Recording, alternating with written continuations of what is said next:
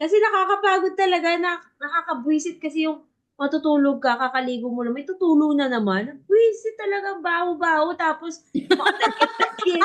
Tangirita ka talaga, akala mo. Bwisit na bwisit talaga. Tapos, nakakasakit ang ulo, kasi nga parang mabubwisit ka talaga. So, parang, hindi ko gusto yung ganun. Di ba, pagka kunyari sa gabi nga, magsha-shower ka pa para feeling fresh ka. Pagka ganun, parang the entire day, ganun mo na yung nararamdaman. Pati pagtulog, ganun. So parang, wala naman ang problema sa breastfeeding. Kung yan ang forte ng ibang mga nanay, go ahead.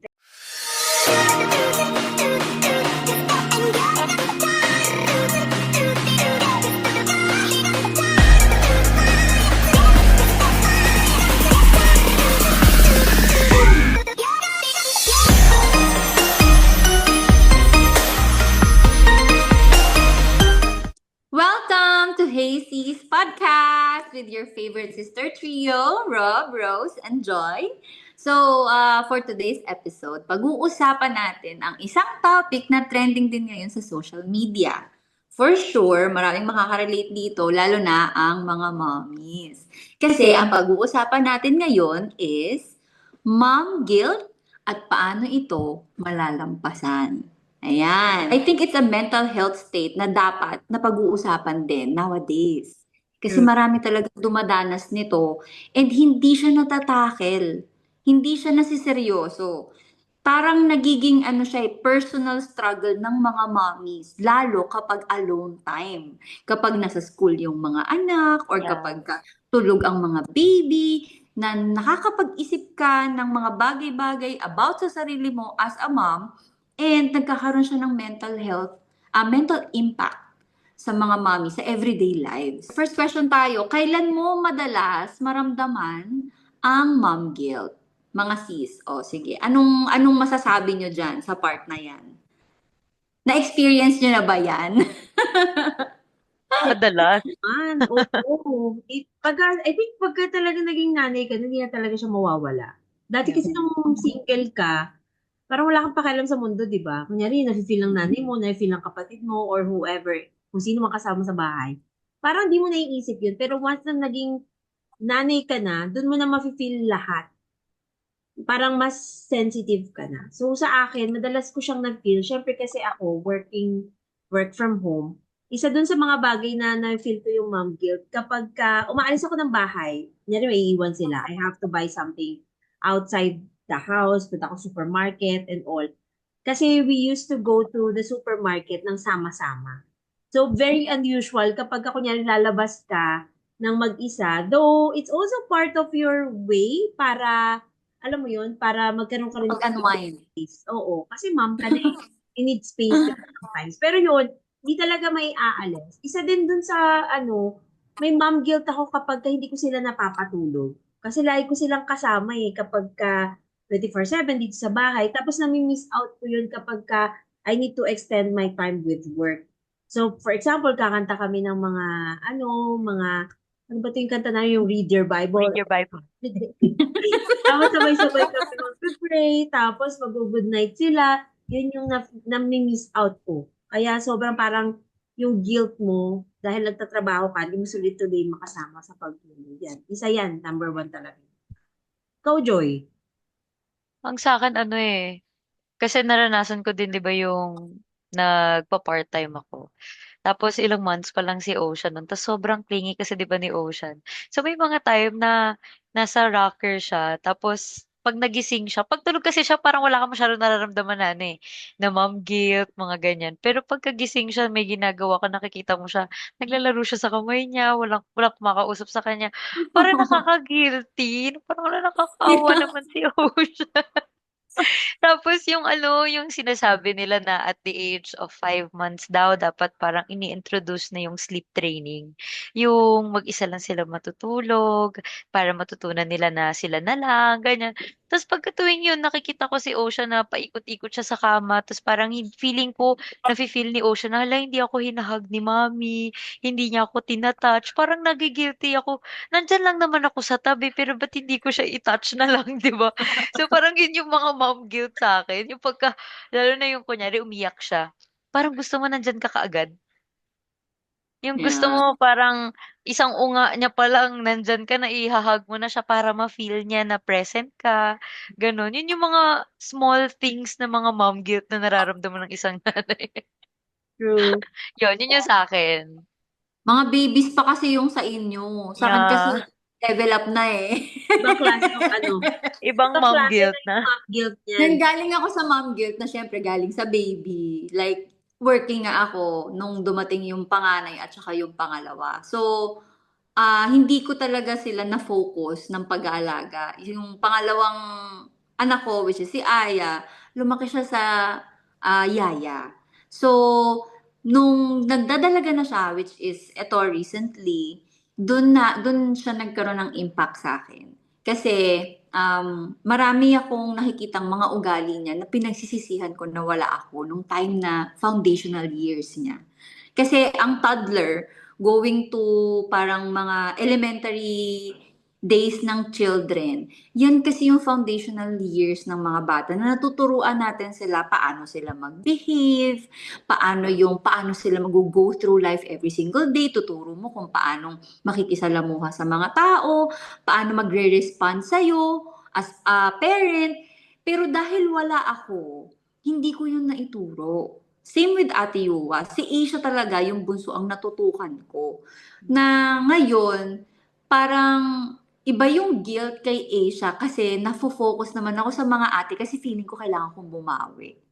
Kasi ang tagal ko silang hindi nakasama. And during their childhood years, I was busy working Yeah. and providing for them. Si Aya ang wino-workout ko as of the moment. Kasi may mga ugali siya na, syempre, na nakuha niya dahil iba't ibang tao yung nag-alaga sa kanya. Yan nakaka-guilty sa akin. Grabe yung guilt talaga sa akin. Na parang sinusumpa ko yung sarili ko, bakit wala ako nung mga panahon na yon? Bakit hindi ko na-realize? Ba't hindi na uso yung word na mom guilt nung panahon na yon? Para sana na-remedyohan ko siya. Pero hindi, parang ngayon ang nangyayari, binaban-aidan ko na lang. Parang tinatapalan ko na lang yung mga pagkukulang. I Hindi think Ayun. kasi yung, to add on that din kasi, ano yung, wala kasi masyadong social media dati eh. Diba Friendster pa nga? Exactly. Friendster pa Exactly. yun. So, kapag ka ganun, parang walang comparison masyado. Kasi sa Friendster, parang pagandahan lang ng profile. Diba? Yung mga kulay-kulay doon. Mga teams, ganyan, Oo. yung nagagawa ka lang. banner. Parang vlog site siya kung tutuusin. Parang multiply. Yun yung mga ano dati eh. Website na Oo. parang usong-uso nung panahon na yun. So, hindi talaga makikita yung ano na yung nangyayari sa kanila. Mm. So, sometimes, That- sige, go. Hindi sa akin din kasi, parang yung era din kasi nila Ate Robby, yung mga palaban era, yan yung mga time na ano din eh. Kasi di ba nga dahil nga walang social media dati, walang education sa yung mga early pregnancy, meron man, pero hindi kasing talamak ngayon eh, di ba? Na ngayon talagang nagiging aware na yung mga kabataan. So parang dati, once na nandyan na yung baby, laban na sa buhay. Ngayon kasi iba eh, di ba? Ibang level.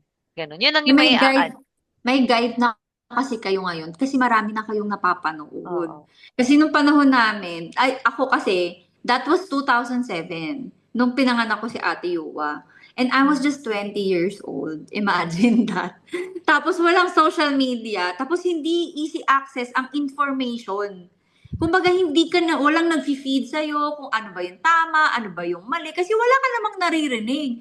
Ang naririnig ko is paano ako mag-aalaga ng anak based sa mga magulang, sa mga nanay ko din. Kaya, dun lang yung basis ko ng pagpapalaki sa bata na parang nag-backfire siya ngayon. Kasi ngayon ko na-experience yung bigat na sana hindi ko ginawa yun dati. Sana pwede ko pang ayusin ulit. Sana pwede pang mabago ulit. Pero wala na. Yun para sa akin. Paano ko siya aayusin, yung relationship namin. Yeah. Kaya parang ang bigat nung guilt, lalo. Parang, Ibang level. ibang level siya. Saka isa pa doon, I think, dun eh. Ang laki kasi ng epekto din talaga ng social media. So, hindi lang sa'yo as a mother and also dun sa child itself. Kasi nag-iisip na siya, magko-compare na siya. Pero ngayon, kasi syempre, mas gusto natin ipag-usapan dito kung paano nakaka-apekto to sa atin, ng mga nanay. Kasi syempre ngayon nga, di ba, tulad ng sabi mo, noon hindi naman talaga totally accessible ang internet. May cellphone Yes. tayo dati nun, pero pupunta pa tayo sa computer shop para lang i-research tong mga bagay na to. Tapos, Yes. 20 pesos pa yun that time to 30 pesos. Ang Ang mahal! mahal pa siya per hour. Ngayon meron ng 10, may 15 pesos na, di ba? So, May medyo piso wifi na nga. Oo, may piso wifi pa, di ba? So, yun, parang compared dati, kulang ka nga sa knowledge, pero at the same time, wala ring comparison. Kaya parang, Oo. mahirap, and at the same time, medyo hindi ganun kagrabe yung pressure. Pero ngayon, grabe kahit sa ang Yes. platform, Totoo. Yes. TikTok, True. Facebook, Instagram, and ang dami talaga na Everywhere. i-inject sa'yo. Though, it also helps kasi merong positive and negative eh. Lagi namang may disadvantage and advantages ang mga bagay pa. So for me, ang positive ko doon is it gives you like, insights, additional knowledge, additional strategies. Paano mo ba? Kasi wala namang schooling for parenthood eh, di ba? Or pagiging mommy. So talagang parang sa akin, in a positive way, na ibibigay nito yung mga knowledge na kailangan natin habang pinapalaki natin itong mga bata. For example, di ba yung mga mommies natin dati, ang ginagawa nila, ang pinapakain nila sa mga bata, di ba, mga lugaw, mga ganyan. Ngayon, meron ng baby led weaning, puree pala dapat. Dapat pala hindi mo patikimin ng salt, hindi mo na patikimin ng sugar until this month or this age, mga ganyan. Kasi dati, at the age of like, pagka may ngipin na yun, okay, mga 9 months, pwede na yun Pwede na yan. Pwede na. Tapos sabaw agad. Ngayon, di ba, meron na tayong mga puree-puree, tapos may next stage, yung parang steam foods muna lahat, wala munang sugar, ganyan. So, yun yung isa sa mga na ilagay ko na strategy. So, positive, yun, ang side na yun. Pero negatively, ang impact nun sa akin is you tend to compare talaga. Na parang, okay, ito yung sinasabi niya, tapos ito naman sa akin, sometimes it gives you pressure on the inside, like being a mom lang just alone. Wala naman nagpe-pressure sa'yo, sa totoo lang. Totoo. Ikaw lang. Yeah. Wala naman nagpe-pressure, kasi sarili mo lang din. Kasi parang, siya ginagawa niya to, tapos ako, pati ko to magawa sa anak ko. Tapos parang, ikaw din nagre-reason out ka rin sa sarili mo, kasi nga, iba-iba naman tayo ng sitwasyon. Like, they're full-time moms. There are half-time, merong half-time Basketball. half-time working. Half time. But, may half-time. Ayun, so yun lang naman sa akin. Kayo ba, ano pa ba yung mga ibang na aapektuhan nitong social media sa inyo sa pagiging nanay? Like for example, manonood ako ng video ngayon. Tapos, babalikan ko yung mga araw na nagkaroon kami ng issue and i-check ko yung sarili ko kung tama ba yung ginawa ko. Kung tama ba yung naging response ko, kung tama ba yung mga sinabi ko sa kanya, yung mga binitawan kong salita, napapacheck ako. Kasi totoo yun na ang pressuring ng feeling, kasi dumadating ako sa point na parang hindi ko na kilala yung sarili ko. Kasi hindi naman ako ganitong klaseng mommy. Well, may positive and may negative side nga din siya. Kasi at some point, matututo ka na may ibang ways pala how to parent a child, how to be a mom. Pero kasi, hindi natin pwedeng i-disregard na may kinalakihan tayo. Pero, kapag in-apply natin yung isang bagong course ng isang mommy sa way ng pagmamami natin sa mga bata, parang totally different world siya na ikaw as a mom, you don't know yourself anymore. Kasi ako, I'm a disciplinarian talaga. Kasi wala namang ibang magdisiplina sa mga anak ko, kundi ako lang. Napaka-soft-spoken ni RD. Napakakalmado niyan tatay. Kaya ako talaga ang mimasor ng bahay namin. Kaya it really affects me and it made me question myself if I'm a good mom. Nangyayari talaga yon. Naiisip ko talaga, am I doing good? Nakakabawi ba ako? O mas nagiging worse yung senaryo ng mga bata? And today, sa sitwasyon namin, 8 hours a day wala yung mga bata dito. Mostly, I'm alone. Kaya marami talaga akong time to scroll, to watch, and to reflect kung ano yung mga ginagawa ko at paano ako mag-alaga ng mga anak ko recently. And may dumating ako sa moment na talagang ano siya sa akin, depressing. Kasi tinatanong ko na yung sarili ko, minsan tinatanong ko nga si RD, enough ba yung ginagawa ko para sa mga bata? Feeling ko kasi kulang palagi. Kasi nga, ang basis ko, yung nakikita ko sa social media. Which is, hindi ko na nakikita yung own efforts ko na may ginagawa naman pala talaga ako. And may moment kasi na sinabihan ako ni Yuwa, sabi niya sa akin, Mami, enough na sa bawi. Okay na tayo. Hmm. Gumanon ka siya sa akin. And dun ko na-realize na okay naman pala ako. Pero kita natin kung gaano kalaki yung impact ng social media kapag when it comes to mom guilt ang usapan. Lalo na pag mag-isa ka pa, di ba? Tapos wala kang makausap, Exactly. wala kang Kasi makita. yes. Tapos alam mo yun, it will make you question your worth. Yung self-worth Yun nga, mo. yun yung Parang mom nawawala guilt. yung self-love. Yun daw yung mom guilt Diba? talaga. Parang i-questionin mo yung sarili mo kasi na, am I doing it enough? Am I enough itself? Like, Yes. everything that I do, is it enough talaga ba? Parang Yeah, that's true. worth mo, hinahabol mo. Parang kang nagmamadali na kailangan mong habulin. Pero isa sa mga naisip ko rin dun kasi, pag tatlo na kasi yung anak mo, hindi mo na kayang gawin yung nagawa mo sa first, nagawa sa pangalawa, Yeah. ina. Parang ano siya, talagang magle-let go ka ng mga pieces. Mm. Yung turo ko yun, sinasabi ko yung kay Joy, na parang dati sobrang ano ko, strict ko kay Aaron na hindi siya pwedeng mag-overnight sa kung saan, hindi siya pwedeng hiramin, kailangan uuwi siya sa Mm. bahay, sabi ko yung matulog. Pero nung dumalawa, tatlo na yung anak mo, sige, go na! Layas! Parang,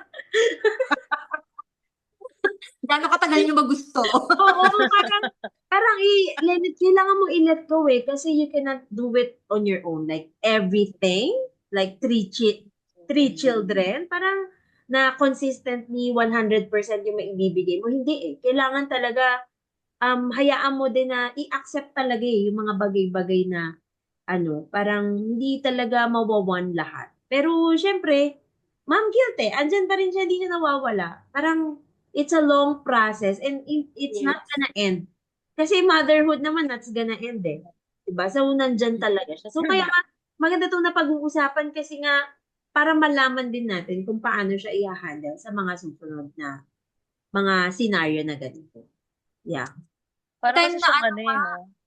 may time na yung, halimbawa na lang sa group of friends, or sabihin natin sa ibang mga mommies din, yung magpo-post sila ng mga bento na baon ng mga anak nila. Tapos may isip ko, gagawin ko ba yun? Parang mape-pressure ako na parang gusto kong gawin pero wala akong patience na araw-araw ko siyang gagawin. We know that. We know you. Yeah, I know, right? Pero yan, mom guilt siya. Okay, yun. Yung sa akin naman ano, yun din, yung peer pressure din na binibigay. Kasi syempre sa akin, ano pa eh, starting pa lang eh, 'di ba? So parang ang dami ko nang nakita sa inyo ng this and don't. I do this and don't do that, yung mga ganyan. So parang nakalist siya. So ngayon, ang dami ko nakikita sa social media, lalo na yung gentle parenting na yan. Diyos ko, pinalaki tayo ng isang Mimasaur din, 'di ba? I know, right? So parang ikaw, gusto mong maging gentle parent ka, pero parang magagawa mo kaya yun? Ngayon kasi hindi ko pa siya masabi na kaya mo maging gentle kasi si Ocean hindi pa naman siya ganun kakulit. Hindi niya pa Mm. tinitest ng sobra yung patience mo. Actually nga may mga time pa na hindi na alam mo yung pumipitik ka kasi pagod ka. Minsan parang naiinis ka sa kanya, nangiinis ka. Parang dun pumapasok din yung mom guilt eh, na parang ano, wala na ba akong pwedeng maramdaman?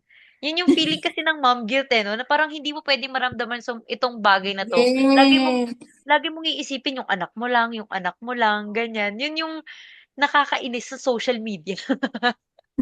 Na i-instill sa utak mo na dapat maging perfect ka. Kasi syempre yung pinapanood natin sa social media, hindi lang naman iisang tao yan eh. So napakadaming ideas, napakadaming options na pwede mong gawin. Pero actually hindi naman lahat yun nagwo-work para sa atin eh. Nag-work sa Yes. kanila kasi iba yung personality ng baby nila, yung anak nila, iba din yung personality nila. Yun yung sa atin iba din. So parang yun yung nag-aaway sa utak natin. Gusto natin maging ganun tayo, pero iba rin yung ugali na meron tayo, tsaka dun yung sa anak natin. Gano'n. Yes. Yun naman yung sa'kin. Mm. Naalala ko si Asia. Naglalaro kasi siya nun dito sa play area. Tapos, meron siyang pinapakialaman na gamit or may ginagawa siya. Tapos, alam mo yung tinry mo naman maging gentle. Sabi ko, Asia, no, you shouldn't do that. Ganon. E di, tumingin lang siya sa akin, pero ginawa niya pa rin. Sabi ko, Asia, stop. Meron pa ako. At sabi niya, why, mommy? I'm doing nothing. Tapos, tinuloy niya pa rin. Sabi ko talaga, I said, stop! No! Walang gentle parenting. Ang hirap ng gentle parenting na yan, ha? Totoo lang din. Pero ngayon kasi sa panahon natin, dami expectation sa mga nanay. Dati naman yung mga Yes. panahon ng magulang natin, di ba, wala namang expectation. Basta sundin mo lang yung yapak ng nanay mo. Okay na. Mm. Okay ka. Kasi tayo, di ba, na millennials, tapos Gen Z, parang tayong nasa gitna na nagta-transition na to a new trend. Parang, or new era na talaga. Parang yung, ano bang, ano nila mama dati? Ano ba yan sila? Kung hindi millennials, Boomers? boomers, Boomers tawag sa yata kanila. sila. So, basta kung Boom. anong generation yung tawag doon sa kanila, tapos millennials, itong millennials yung parang nagta-transition na. So, ano yung mga expectations ng pagiging nanay na feeling nyo hindi natin kayang abutin? Kasi Ako, Ako yun. maraming expectation ng nanay, aminin nyo. ako ano, Sabing na dahil naririnig, nga dapat, ganyan. dahil nga 'di ba diyan sa social media na 'yan, 'di ba nag-breastfeed nga, 'yan talaga yung pinakagrabing mom guilt. Lalo na nung kasi nag-breastfeed ako for 5 months kay Ocean, eh. Lalo na nung after niyang yung nag-stop kami mag-breastfeed, tapos parang nagsa-start siyang magkasakit, parang masisisi mo yung sarili mo na, "Sana pinagpatuloy ko." Kasi alam mo ang hirap naman talaga mag-breastfeed kaya sobrang hanga ako sa mga nanay na kaya nila magpa-breastfeed ng how many years. Saludo ko sa inyo. Na, Kasi ano siya talaga, exhausting siya sa kapoy, katawan. Oo, kapoy talaga siya sa katawan kasi hindi lang siya yung ano, eh, kasi lalo na sa'kin si Ocean hindi naman siya nagda-direct latch. So, kailangan ko maghugas ng pump, ng bote from time to time. Tapos kailangan every 4 hours kang magpa-pump whether nasa loob ka ng bahay or nasa labas ka magpa-pump ka. Yung hassle, sabi ko nga kay Carlos, eh, simula nung pinanganak ko si Ocean hanggang nung nag 5 months na nag-stop kami, araw-araw kong sinasabi, "Ayoko na mag-breastfeed, nakakapagod." Pero ginagawa mo siya para kay Ocean. Ta's Torture maiinis pa to. ka. Oo. Ta's makikita mo sa social media yung mga nanay dun, "Mga nanay 'pag laban lang natin 'to, kaya natin 'to. Kapit lang girl." yeah. Grabe yung Gano'n. impact. Iba Oo, yung grabe yung iba yung expectation na binibigay talaga sa'yo ng modern na mga nanay.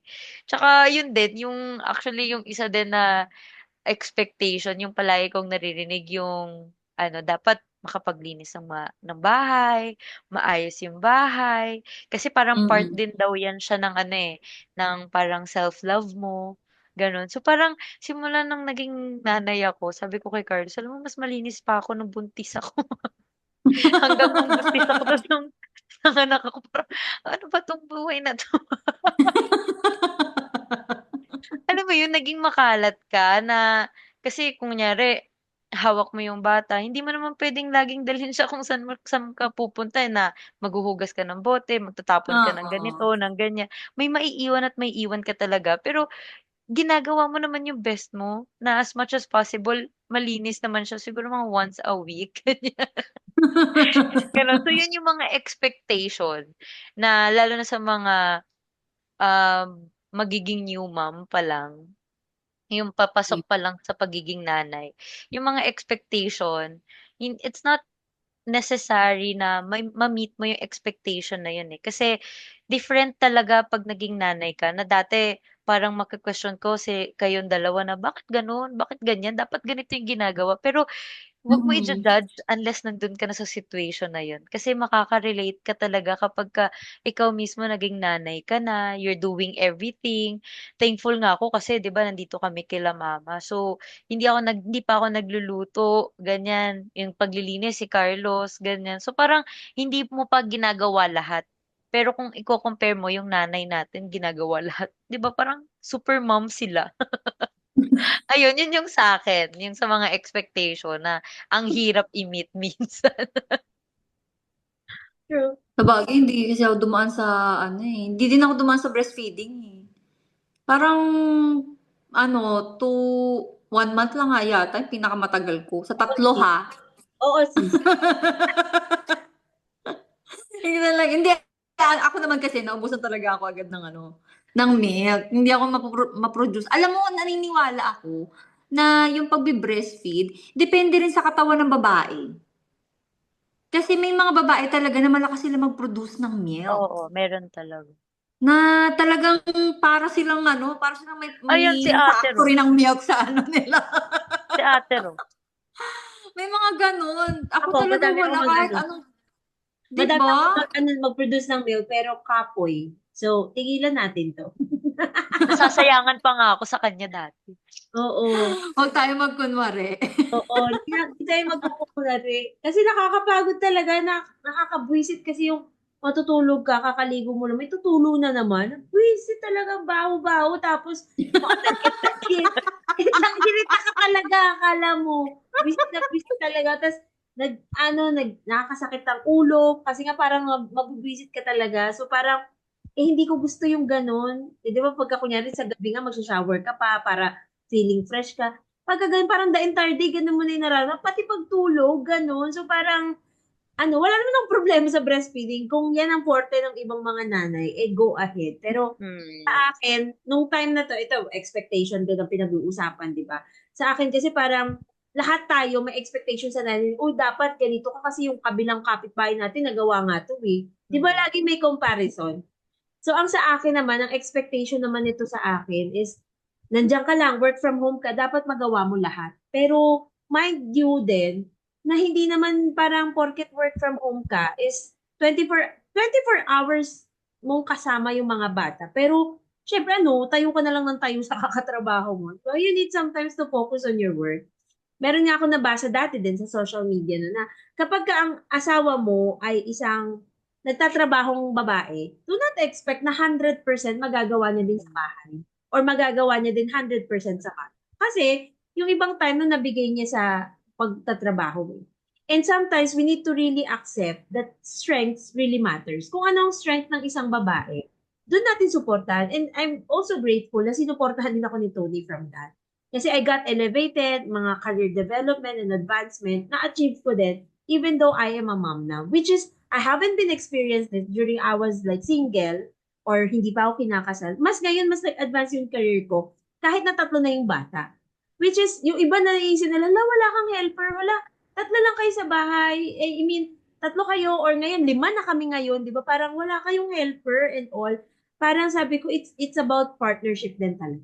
So, yung expectation, yung balance, yung parang dapat balanse ka sa lahat. Dapat, kung magaling ka magluto, dapat marunong ka rin maghugas, dapat maano ka sa Mm. bata, dapat on time mo sila napapakain, or nagluluto ka para sa asawa mo, parang hindi ka lang dapat nanay, pero dahil marami tayong cuts, parang dapat i-wear mo ba siya everyday? E, paano kung talagang pagod na pagod ka na? Hindi kaya. Kung hindi na Yeah. talaga kaya. Kaya nung kinasal kami ni Tony, isa yun sa mga bagay na pinag-usapan namin, na parang ayoko yung word na dapat. Kasi Mm. Expectations, no? pressures eh. Though sometimes tayo din naman may expectation tayo sa husband natin, di ba? Pero, Meron. pero alam mo yung parang as much as possible na pag-agrihan nyo na hindi tayo masyadong hardcore na dapat if gawin natin to kung ano yung nakikita natin sa social media. But sometimes it stings on your head kapag nakita mo. Pero at least na meron kayong napag-usapan na, kapag kapagod ako intindihin mo na lang, ikaw magluluto o kaya ikaw mag-aalaga ng mga bata, mga ganun. Kasi yung expectation, talagang sometimes yun yung sumisira din ng relasyon. Dahil pinipilit mo, Mm. hindi naman nag-work. Parang iba-iba kasi yung dynamics eh. It's all about dynamics. In the family, ikaw being a mom, pwede mo pa rin ako magampanan yung bagay na yung mas kailangan as a mom. Kasi ngayon ako working. I have 3 kids. May asawa ka pa. Tapos, syempre kung mataas yung position mo sa work, you really need to make time kasi may mga tauhan ka din. So you have to do a lot of meetings and all. And sometimes, like, it really cost me a lot of time na minsan nababawas talaga yung time sa mga So, dun pumapasok. Pero, kung ngayon, sa kabisihan mo, iisipin mo pa ito expectation sa akin ng ibang tao. Diyos ko, Yeah, hindi na kaya. No, Kayo na thank lang you. kayo na lang maging nanay ng anak ko. kaya, oh, di May ba? Pero add ka pa yeah, ba, Ate Roby? totoo talaga yan. Yung pagdating sa expectation. Kasi I know a few moms, like friend na mga moms, na they're really hands-on and hands down din talaga ako sa kanila. Kasi hindi nila kaya na hindi nagpe-prepare ng food every single day, every single meal. Tapos, aside from that, continuous every single day talaga silang naglilinis ng entire house. And then talagang laging naglalaba, 'di ba? Like laging nagmamap. Oo, Hands parte ng down ako routine sa nila. inyo. Like, daily Yeah, routine na it's nila their yung, life. Oo, and they feel like parang unproductive kapag hindi nila nagagawa yun consistently. Pero hands down ako sa mga ganyang mami. Bilib na bilib ako. It's just that may certain expectation na feeling nila lahat ng mami kayang gawin yon. yeah. But it's not. It's not the reality. Not everyone can do that. May mga mami talaga like me na may mga time na tinatamad talaga ako magluto. So, ang ginagawa ko, nagpe-prepare ako minsan 2 pagkain in a day na magiging pagkain na namin yun for 2 days. Magluluto ako ng isang araw. Oo. Ginawa Totoo niya rin yun. yun, di ba? Nung magkasama tayo. Yeah. Kasi, di ba, parang, excuse me, Tips. I need rest. I need time for myself. Kaya ginagawa ko, nagpe-prepare na ako ng food and nagpe-prepare na rin ako ng baon para kukuha na lang sila. Kukuha na lang sila. Though ngayon, dahil I have a lot of time naman, nagagawa ko yun. Pero there are really times na you feel down and hindi mo pwedeng i-invalidate yung nararamdaman mo. Yung for example, may sakit ka, masakit ang ulo mo, hindi ka makabangon, okay lang yun. Okay lang na hindi mo na ako makapag-asikaso ngayon. And my children understand the situation. My husband understand the situation. That's why it's so important na ipaintindi na ang mommy, hindi kami robot. Na lahat kaya naming gawin. Ang kamay namin, 2 lang. Ang daliri namin, 10 lang. Hindi kami multi-handed na mga nanay na isang sabi nyo lang, we can do all things for you. Hindi kami Diyos. So, isa yun sa mga expectation na pag tinitignan ka ng ibang nanay, bakit ganyan yung style mo as a mom? Ang ako on my end, ang sinasabi ko lang lagi, ayoko kasi ng stress. Kasi ang stress, nakaka-trigger ng sakit. And kapag ako nagkasakit, sinong mahihirapan? Sino magsasuffer? Pag ako hindi okay ang mental health ko dahil ganito ko ka-stress sa loob ng bahay, dahil may kailangan akong i-meet na expectation na hindi naman kaya ng katawan ko, sino magsasuffer? Mga bata. Kasi magiinit ang ulo ko, magagalit ako, mabilis akong maiinis, kasi stress ako. So I chose to balance things pagdating sa gawaing bahay. Kasi dahil nga ini-expect na ang nanay sa kanya lahat, parang may pressure. Which is hindi pala yun kailangan. Like, for example, yung mga tips na sinasabi ko sa inyo, yung mga tamad tips. Like, Ah, ngayon, nag-grocery ako. Nag-grocery ako online para I can spend my time here and at the same time, nakokontrol ko yung budget namin. Hindi ko kailangan lumabas, tapos hindi ko kasama yung mga anak ko, tapos hindi kami makakapanood ng movie or what, kasi weekends, marami akong kailangang errands na gagawin. I don't have to really stress out myself just to meet somebody's expectation of me as a mom. Kasi may kanya-kanya tayong ways paano natin dinidil yung mga bagay-bagay. We have to respect that. And we have to empower each mommy, each women na you're doing good. What you're doing is up to you and you must be proud of it. Hindi yung kukusyonin na, bakit ganyan? Ba't ganyan yung pagpapalaki niyan sa anak niya? Bakit ganyan siya sa bahay? Bakit hindi siya naglilinis? Bakit hindi siya naglalaba?